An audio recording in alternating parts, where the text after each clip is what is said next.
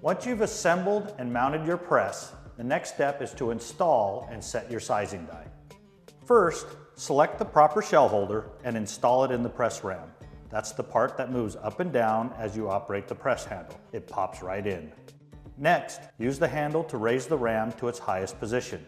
Thread the sizing die into the top of the press until it bears firmly on the shell holder.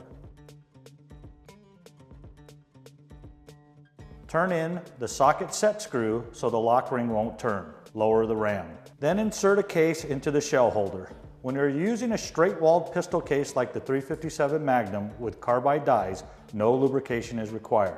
While the die sizes the case, it also punches out the spent primer. You can reprime them with a separate tool or with the priming device on your press. After you have sized and primed about 50 cases, the next step is to seat bullets, but you must first expand the case mount.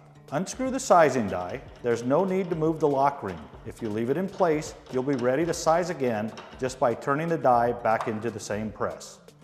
Raise the ram and thread the expander die down to about 1/4 inch away from the shell holder. As before, secure the die with the lock ring, then lower the ram. Turn out the expander plug lock ring at the top of the die.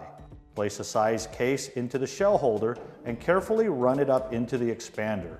Continue to adjust the expander plug until you get the proper amount of flare or expansion, which is about 30 thousandths over bullet diameter.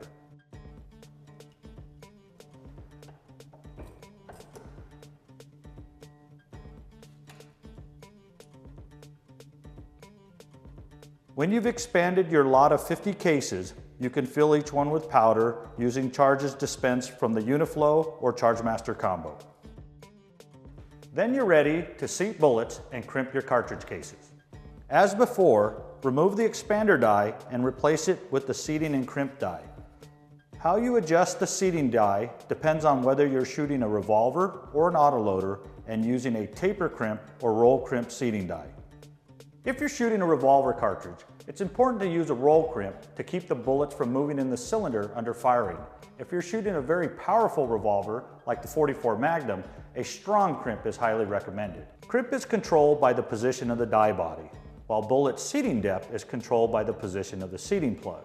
Seat bullets in a few cases to your desired cartridge overall length. Place the loaded round in the shell holder, raise the ram, and turn the die body down until it stops. Lower the ram and turn the die body no more than 1/4 turn.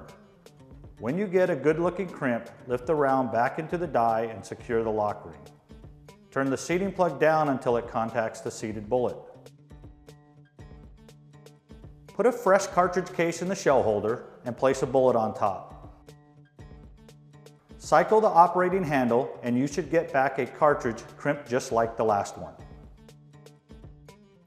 You are now seating the bullet and roll crimping the case mount at the same time. Adjusting the dies may take a little time, but once properly adjusted, you may not need to change this for several years.